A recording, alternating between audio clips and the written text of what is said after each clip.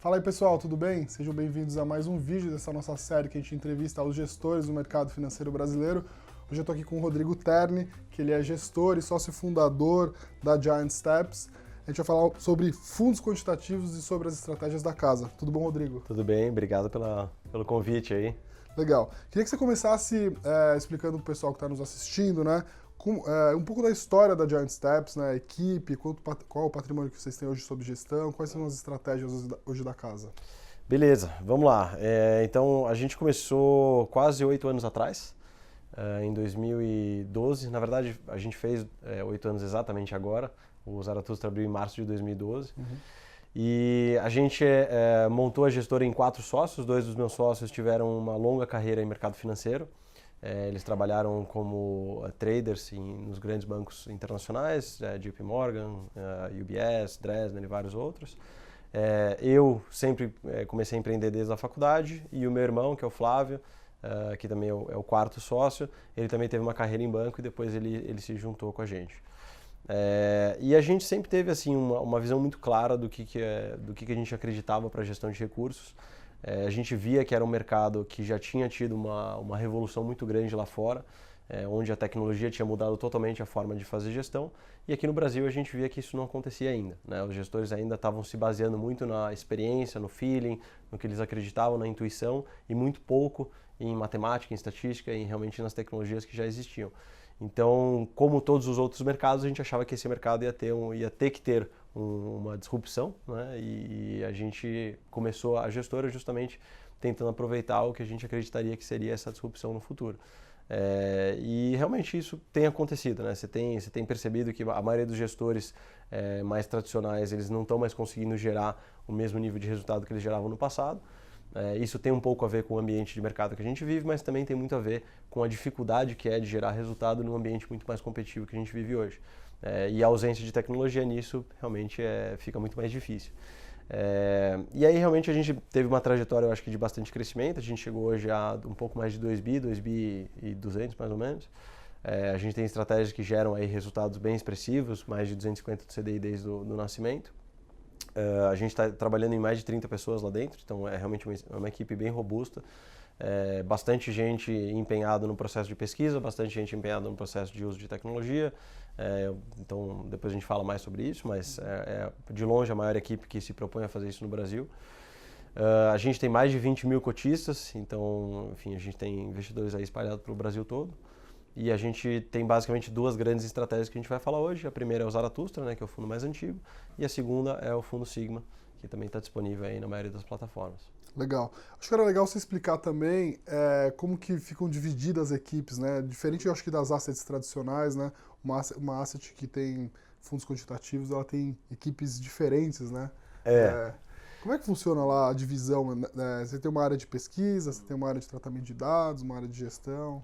Perfeito. Antes talvez de eu explicar o processo, talvez desmistificar um pouquinho da palavra quantitativo, que é uma palavra que a gente não gosta tanto, né? Porque não quer dizer muita coisa, a gente acha, e ela criou um estigma aqui no Brasil que eu acho que é muito negativo para o que a gente faz, né?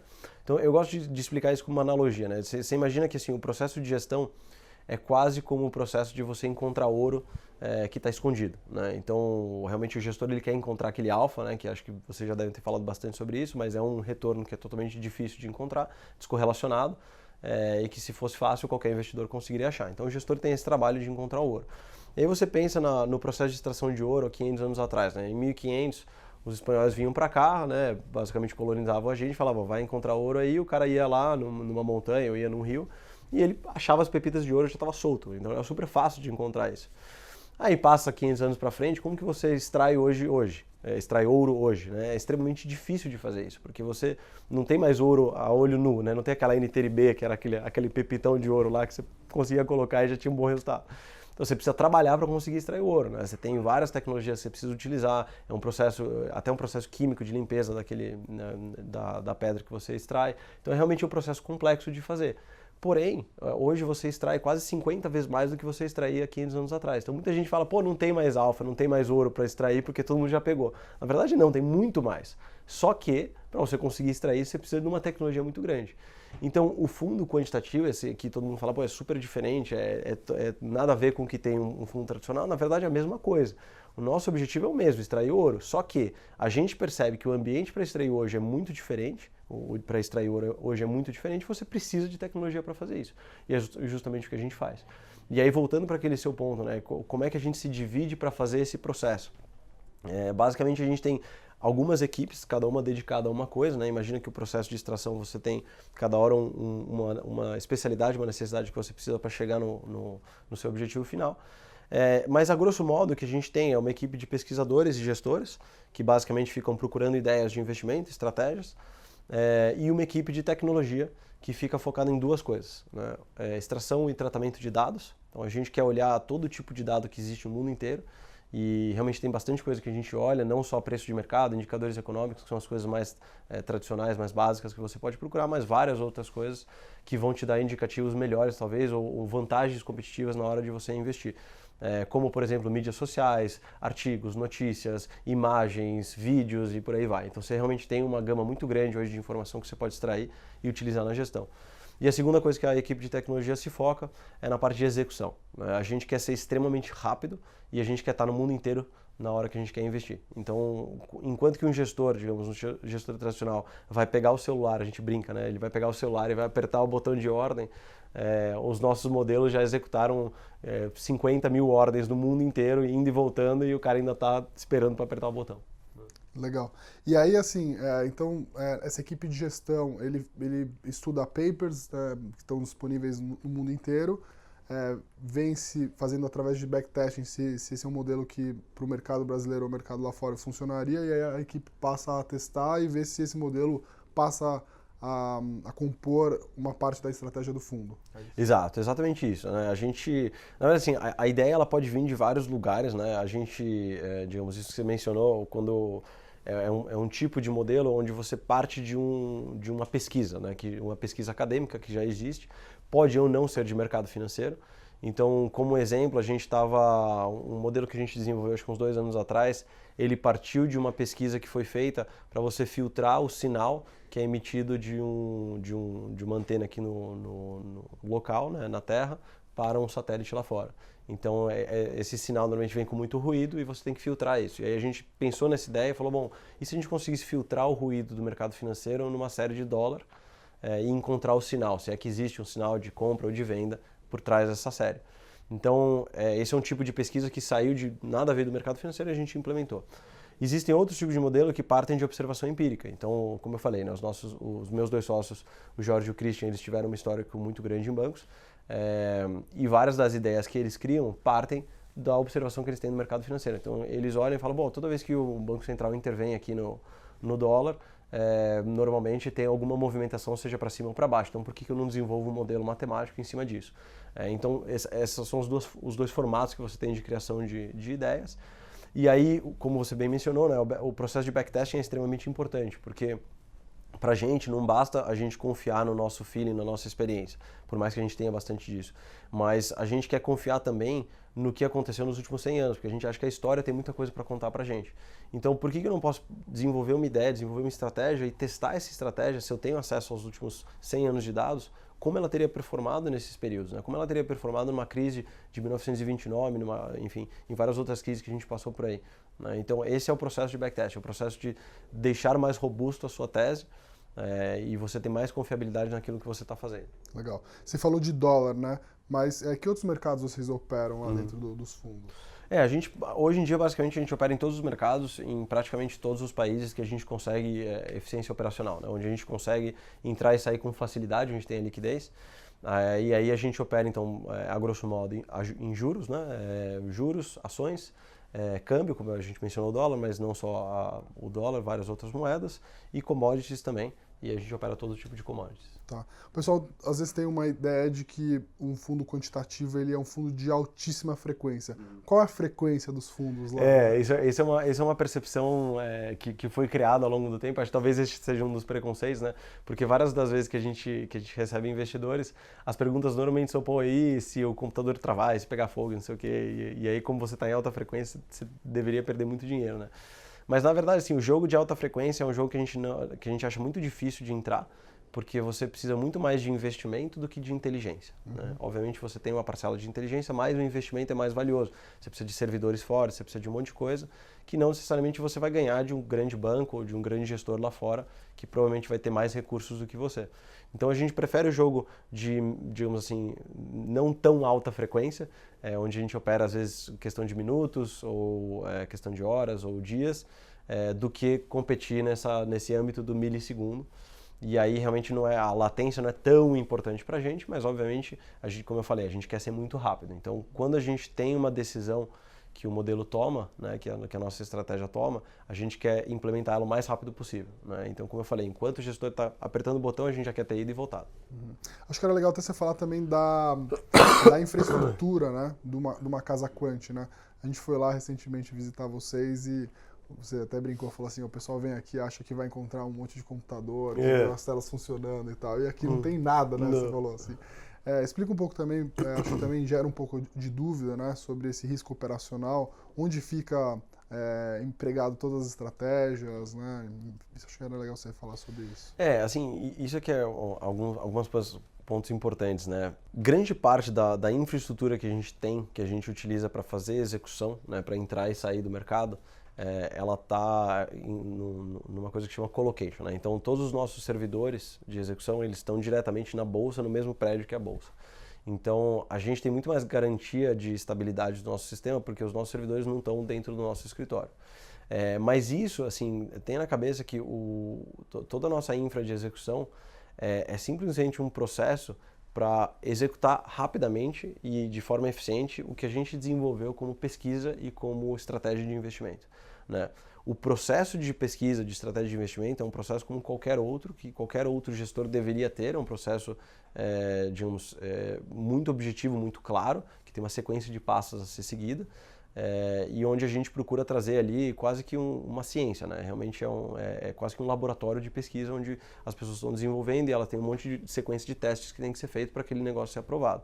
E uma vez que isso foi aprovado, a gente usa toda a nossa infraestrutura para fazer a execução automatizada daquilo. Né? Então isso é um ponto muito importante. E aí, como você bem falou, né? Quando você entra no nosso escritório, você imagina os computadores, mas os computadores estão espalhados no mundo inteiro. Né? A gente tem vários. Só que lá dentro que a gente tem são as equipes trabalhando, né? São as equipes pesquisando e utilizando computação em nuvem para ter muito mais velocidade. Né? Teve até uma pergunta que apareceu no Twitter, né? Você estava falando sobre o colocation da bolsa. Para algumas estratégias que vocês eventualmente desenvolveram, o Brasil acaba sendo, ou a bolsa brasileira acaba limitando por conta de questões operacionais, ou vocês conseguem fazer praticamente todas as estratégias aqui e lá fora? Assim, naturalmente a infraestrutura brasileira ela é muito pior do que a infraestrutura que a gente vê lá fora, né? Então, com certeza você tem um ganho quando você vai para estruturas mais robustas, porém não tem nada que te limite nenhum tipo de modelo que não possa funcionar no ambiente local. Um exemplo de modelo que não poderia funcionar, mas que a gente não tem porque a gente não opera em alta frequência, são modelos que procuram arbitrar preços de um mesmo ativo em várias bolsas diferentes. Então, aqui no Brasil a gente tem uma bolsa, que é a Bovespa, lá nos Estados Unidos a gente tem 64 bolsas. Né? Então, você tem, digamos, a Apple sendo negociada em 8 bolsas. Né? E você pode ter discrepâncias de preço, e se você tem um modelo muito rápido, você consegue pegar essas discrepâncias de preço. Então, esse seria um exemplo de modelo que não funcionaria no Brasil, porque você só tem uma bolsa. Né? Mas de resto, qualquer tipo de modelo que sejam os modelos que a gente desenvolve, que são de menor frequência, a gente consegue operar com tranquilidade. Legal.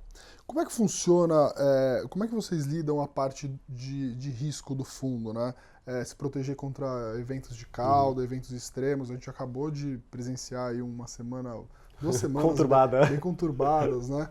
O fundo quantitativo, ele funciona melhor, ele vai melhor num momento como esse, ou ele acaba sendo estopado, enfim, acho que era legal você também comentar um pouco como é que funciona isso. Claro.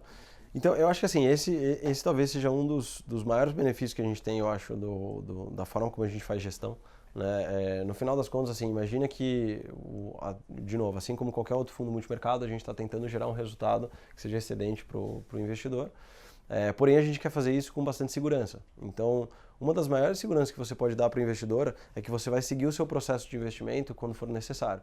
Então, isso é uma coisa que é um contraponto que as pessoas acham que é bom investir no gestor, mas na verdade é ruim, né? Porque muitas pessoas falam, pô, eu invisto nesse gestor porque ele é um gênio, né? Ele é totalmente fora da curva, ele tem sacadas muito boas, mas ele é extremamente racional e quando for a hora de sair da posição, ele vai ser capaz de seguir o seu sistema e vai sair da posição, né? E aí você pensa, pô, mas eu estou confiando no emocional daquele gestor e será que aquele emocional não vai falhar ele na hora que ele realmente precisar sair da posição? Será que ele não vai ficar teimoso e vai ficar na posição? E muita gente fala, pô, aquele gestor ele é brilhante porque justamente todo mundo falou para ele zerar e ele não zerou, ele ficou na posição. Olha como ele é brilhante. Fala, legal, isso vai funcionar uma vez, duas ou três, mas na quarta vez ele vai quebrar e você vai perder todo o seu dinheiro. Então, na verdade, assim, a grande segurança que a gente passa é que uma vez que a gente desenvolve o modelo e ele tem as regras de risco claras, uma regra de saída e uma regra de entrada, a gente vai seguir aquilo independente do que aconteça. Então a gente tem certeza de que os nossos limites de risco vão ser seguidos, diferente de um gestor que pode chegar lá num dia meio mal-humorado e não vai seguir aquele limite que ele tinha traçado. Então eu acho que esse é um enorme benefício que o cotista tem de investir no fundo que tenha regras claras. Diferente de uma pessoa que às vezes pode ser que não siga exatamente o que ele se propôs a fazer, né? E nesse sentido, né, dado que você depende dos modelos, vamos supor que os modelos vão se exaurindo ou vão morrendo, né? Isso te tira o sono, né? Você fala assim, vou acordar um dia, todos os meus modelos não funcionam mais, né?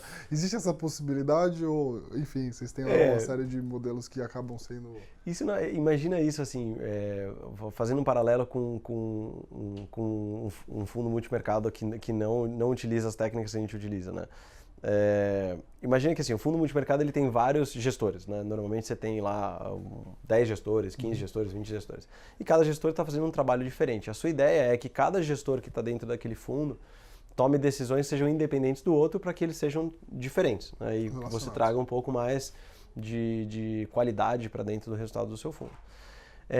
O trabalho de um CIO dentro de uma gestora, né? de realmente a pessoa que está comandando aquela equipe de gestores, é realmente olhar para todos aqueles gestores e falar, esse gestor aqui não está indo bem, vamos tirar ele de operação, vamos diminuir o risco desse, vamos dar um incentivo para aquele ali que foi melhor, e assim vai, né? Então, o trabalho do CIO é realmente olhar os traders dele, os gestores deles e fazer esse gerenciamento, que é exatamente igual o que a gente faz, né? A gente está olhando os nossos gestores, que são os nossos modelos, as nossas estratégias, e a gente está tomando decisões. Pô, esse gestor aqui não está indo tão bem, aquele gestor não está indo tão legal, vamos diminuir esses dois, vamos aumentar esse que está indo melhor. Agora, a grande questão é que a diferença que a gente tem é que, digamos, um gestor tradicional ele vai olhar para o trader dele e vai falar, esse trader aqui não está indo bem nos últimos 12 meses. Mas eu conheço ele há 3 anos, eu sei que mais ou menos ele vai bem, então eu acho que dá para manter. Então ele tem uma informação pequena daquele gestor, às vezes 3 anos, 5 anos. A gente olha para os nossos traders e fala, bom, eu tenho aqui 100 anos de histórias desses traders operando. Então eu sei exatamente como ele vai funcionar numa crise, num tipo diferente de cenário. Então eu tenho muito mais informação para falar se aquele gestor está indo bem ou mal de fato, ou simplesmente é uma questão do cenário não estar bom para aquele gestor, né? Duas perguntas agora, meio parecidas aí, tá? Acho que a gente acabou não falando sobre isso, eu fiz uma pergunta muito longa. Os fundos da Giant Steps, eles precisam de algum tipo de mercado? Por exemplo, um mercado muito de lado é ruim para os fundos, um mercado muito volátil é melhor? Aí eu acho que vale então talvez explicar os dois fundos, que aí cada fundo tem meio que um cenário que ele performa melhor, né? Então basicamente, como eu falei, a gente tem dois fundos que duas grandes estratégias que a gente criou, né? A primeira estratégia é a estratégia do fundo Zaratustra e do fundo Darius, que é uma estratégia que busca ganhar dinheiro em momentos de irracionalidade. Então, quando o ser humano está muito eufórico, quando o ser humano está entrando em pânico, tende a ser momentos onde ele não está olhando muito mais o fundamento, ele está muito mais operando por emoção. Então, se ele está muito eufórico, ele não está mais vendo se aquele preço faz sentido ou não, ele está simplesmente comprando e o mercado tende a subir bastante. E quando ele está em pânico, ele quer só vender e aquele mercado tende a ir muito mal, como o exemplo da semana passada, né?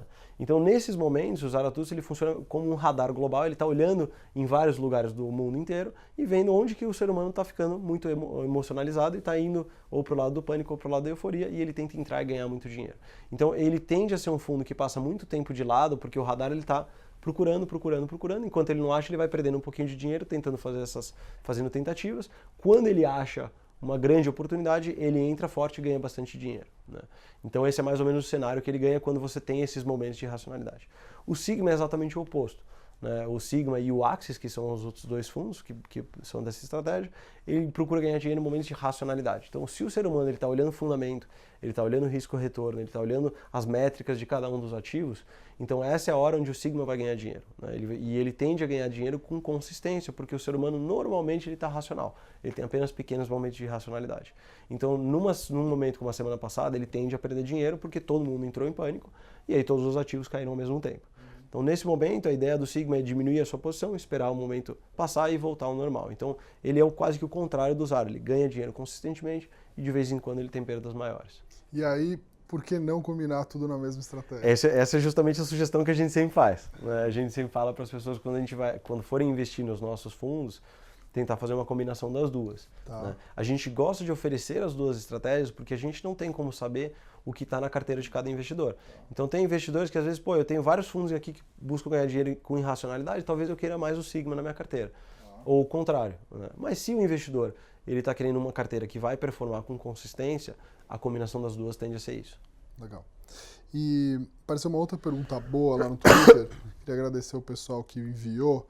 A gente tem um novo paradigma macro no Brasil, né? Juros muito baixos, um câmbio com uma correlação aí meio maluca, né? Teve algum tipo de modelo, alguma mudança na estratégia lá que vocês tiveram que fazer? Então, a gente está constantemente fazendo mudanças, né? Então, o tempo inteiro o nosso trabalho é realmente reavaliar o que a gente tem. De novo, né? Voltando para aquela analogia dos traders, a gente olhar para os traders que a gente tem, para os gestores, e falar, quem que não vai funcionar muito bem nesse cenário? Né? E a gente tem que antever esse movimento. Então, de novo, quando a gente fica falando dessa questão de quantitativo, acaba distanciando a gente mais de multimercado, quando na verdade a gente está muito mais próximo do que se imagina. Né? A grande questão é que a gente tem métricas e tecnologia aplicadas a um processo tradicional que melhora muito mais o processo. Então, enquanto a gente está olhando, o ser humano ele está tendo que ter uma visão e falando, quais são os traders que eu tenho aqui que não vão performar tão bem e diminuir o risco que eles têm. Então, existe esse trabalho de antever o que o mercado está fazendo e criar novas estratégias que vão ser mais adequadas a esse tipo de investimento. Então, sim, tiveram várias alterações que a gente fez ao longo desses últimos 2 anos nos modelos que a gente já tem, novos modelos, antevendo essa possível mudança para que o fundo continue performando com consistência. Boa. O que você acha que o investidor que nunca investiu num fundo quantitativo se depara com a Giant Steps? Como é que ele tem que comparar uma casa da outra e quais são os principais diferenciais aí que você acha da Giant? Perfeito. Eu acho que assim, quando ele olha para a Giant, ele tem que olhar a Giant como uma gestora de fundos multimercados. Então, assim, quando ele vai montar a carteira dele de multimercados, que eu acho que é extremamente relevante para qualquer investidor, né? Porque o investidor ele deveria ter uma carteira balanceada, onde ele vai ter ativos que vão tender a render mais do que o CDI, ativos de ações, ativos de renda fixa, etc., que vão fazer essa combinação de uma carteira normal. Mas o multimercado tem uma posição muito importante, porque ele tende a ser um fundo que ajuda muito em períodos de crise, ele ajuda a trazer consistência para a carteira, porque ele procura resultados que sejam diferenciados. E a Giant procura fazer exatamente isso como qualquer outro fundo multimercado. O grande problema que a gente vê é que assim, a indústria brasileira de fundos multimercados, a maioria deles são muito correlacionados com ativos que você já tem. Então, eu tenho uma NTNB, eu tenho um ativo, ações na minha carteira, acaba que eu estou ficando muito próximo do que eu tenho nos meus fundos multimercados e isso não é muito positivo para mim, porque quando dá um problema como semana passada, minha carteira inteira tende a sofrer. Então, a nossa proposta como fundo multimercado é que a gente traga essa consistência que é tão importante para dentro da sua carteira, mas traga descorrelação. Né? Então, isso, como que ele compara a gente com outros? Compara com qualquer fundo multimercado, você vai ver que a gente tem mais retorno e mais descorrelação. Então, ele tende a ser, e a gente fez uma simulação com mais de 7 mil produtos brasileiros, ele sempre tende a melhorar o Sharpe médio, né, o resultado em relação ao risco da carteira, com qualquer tipo de combinação. Né? Então é realmente extremamente positivo você colocar ele dentro da carteira, ainda mais se você coloca a combinação. Tá. O que você sugere além disso, né? O que o pessoal tem que ler, estudar para conseguir entender mesmo o que está por trás? O que está investindo? Então, isso é curioso, né? Isso é um ponto engraçado, porque a gente fica pensando, né? A maioria dos investidores, eles colocam dinheiro em fundos macro, fundos long and short, ou fundos, enfim, que parece que você entende bem o que está por trás. Porém, quando você vai realmente entender, assim, destilar essa informação e ver qual é o processo real desse gestor, você vai perceber que você sabe muito pouco dele, né? E na verdade, assim, eu nem sei se você deveria saber tanto assim. Você deveria entender que a pessoa tem um bom processo, tem uma boa equipe, tem uma boa tecnologia, tem uma boa capacidade de consistentemente gerar estratégias de investimentos que tendem a ser vencedoras no futuro, e tem limites de risco muito bem traçados, né? Se você consegue encontrar uma gestora que tenha isso, você não necessariamente precisa entender o processo a fundo, porque você sabe que isso vai ter um benefício muito grande para a sua carteira.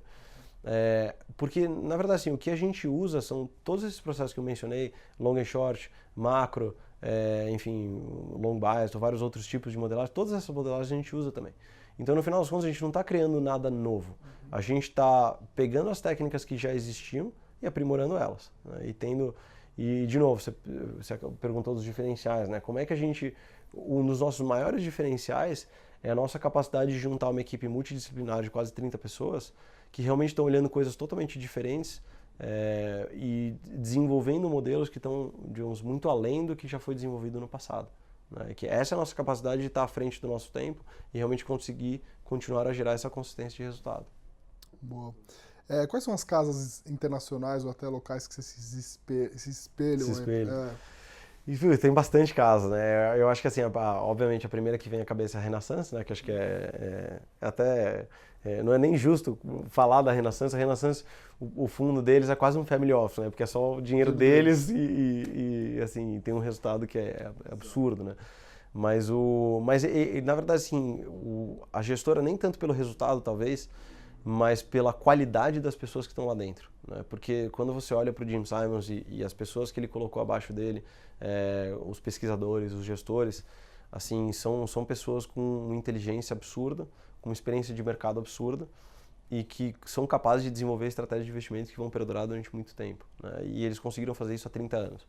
Então muita gente fala, pô, esse negócio não funciona, esse negócio é novo, esse negócio que... Só essa pessoa está fazendo há 30 anos e a primeira pessoa que se propôs a fazer isso começou em 1949. Então, assim, faz mais de 70 anos que já existe esse tipo de estratégia, quase tão antiga quanto uma estratégia de multimercado mais tradicional, baseada em indicadores econômicos e feeling do ser humano. Então, assim, é uma coisa que já existe há muito tempo, e existe muitas casas para se basear, né? A Renaissance é a primeira, a Two Sigma é uma segunda que a gente gosta muito, a Winton na Inglaterra é uma outra. Normalmente tendem a ser lá fora, porque aqui no Brasil a gente ainda não viu esse movimento crescendo tanto, mas agora, graças a Deus, a gente está vendo algumas casas começando a surgir e realmente começando a desenvolver esse mercado, né? Legal. Última pergunta, apareceu muito, então vou ter que fazer. Quando que o Zaratustra reabre? Não sei nem se eu falei direito. É super difícil, a gente só fala Zara, é mais fácil. Zara. Zara fica mais fácil. Então, isso, obviamente eu não posso comentar sobre isso, mas assim, existe uma perspectiva, uma possibilidade de em algum momento desse ano, possivelmente, né, ele abriu uma pequena janela ali, né? Tá bom. Pô, legal, o papo foi muito bom. Queria que você deixasse aí um recado final para o pessoal que quer conhecer mais sobre a casa, sobre os fundos, ou até passar alguma literatura para o pessoal que quer se aprofundar, entender melhor sobre essa indústria. Claro, claro. Assim, eu acho que foi um papo super 10, assim, acho que a gente conseguiu cobrir bastante coisa.